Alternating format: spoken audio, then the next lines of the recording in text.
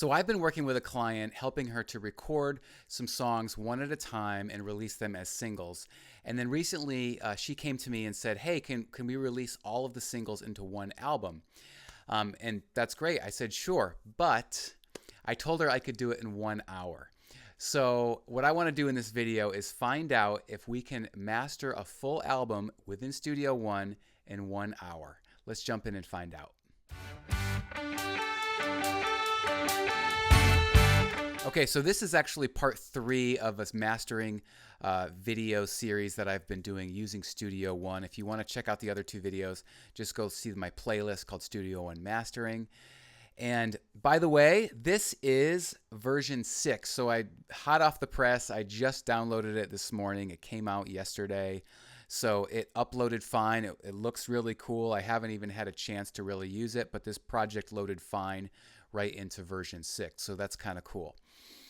So I want to show you 4 things that I did using Studio One in the project page to see if I could master this song in 1 hour. All right, so the first thing that I did is over here, I literally just dragged all 8 tracks right into this project right here. And it automatically did this for me. It created the 8 songs in order right here. And then it offset each of the tracks down below here. So I can kind of see where each track starts and stops like that. And what's really cool about that, brings me to my second point, is you can see that all these waveforms are different sizes. So some of them are, pretty big, like over here, meaning that the song is quite a bit louder than like a track like this, where the waveform is smaller. And all of these are different sizes. The first thing I went to do is just fix the level. So what you can do is actually click on the individual track, and it will open up a fader here, and you can adjust the volume for that track, and it won't affect the other tracks. So you can see here, if I play this, that I brought that down by negative 2.7 dBs, okay, because it was quite a bit louder, all right? And over here, it will tell you what the LUFS is at a given point, all right? So we're really kind of shooting for around negative 14 for Spotify, kind of around there for most streaming platforms. And then if I click between different tracks, kind of go to the loudest points, we're right around there.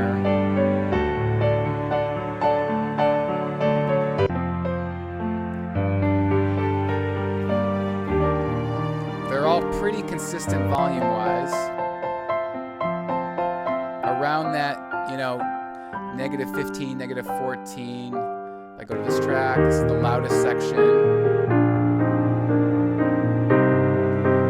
So that's a little bit louder, but I think it'll be okay. Same thing with this one.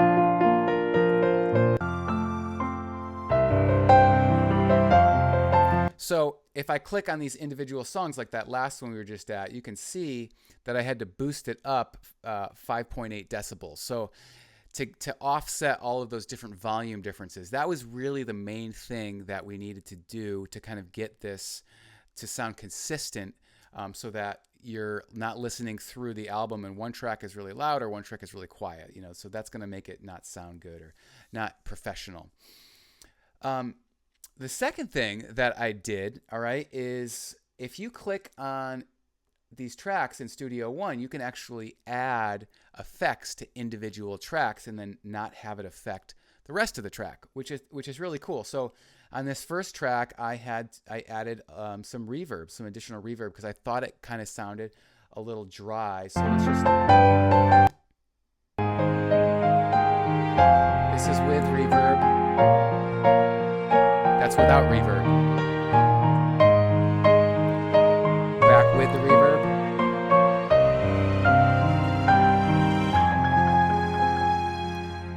Without the reverb.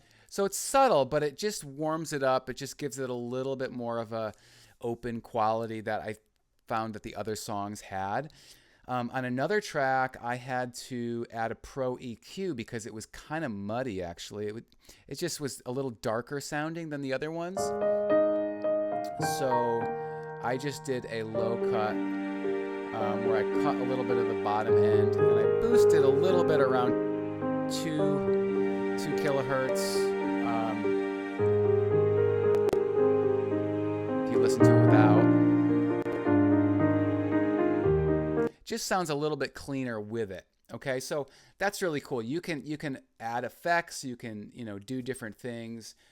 You could really get creative with this, and add different effects into each individual track, and then that would be separate from all of the other tracks. The final thing is in this section, so this is really where your mastering tools are, and that's going to be applied to the whole album. And what I did over here was just to add a limiter. Again, I had mastered individually all of these tracks when we released them as singles, so now I just had to make sure that the volume was pretty good, and I put a limiter onto this, and I just set it for -1 just to make sure that nothing clipped.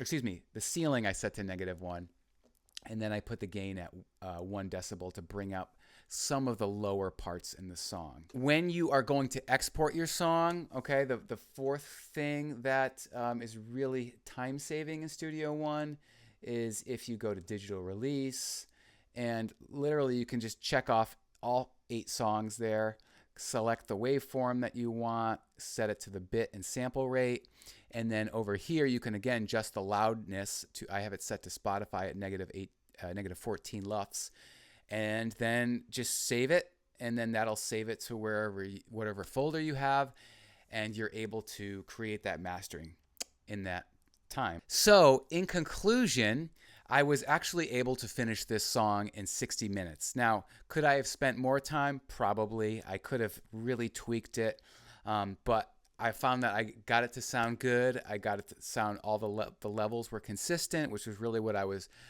going for, and I was able to finish it. So I hope you found this video helpful. I encourage you to download my free 5-step home recording guide. You can do that by clicking the link in the description below. It gives you 5 tips on setting up your home studio using minimal gear. So download that, and I will see you in the next video. Take care. Bye-bye.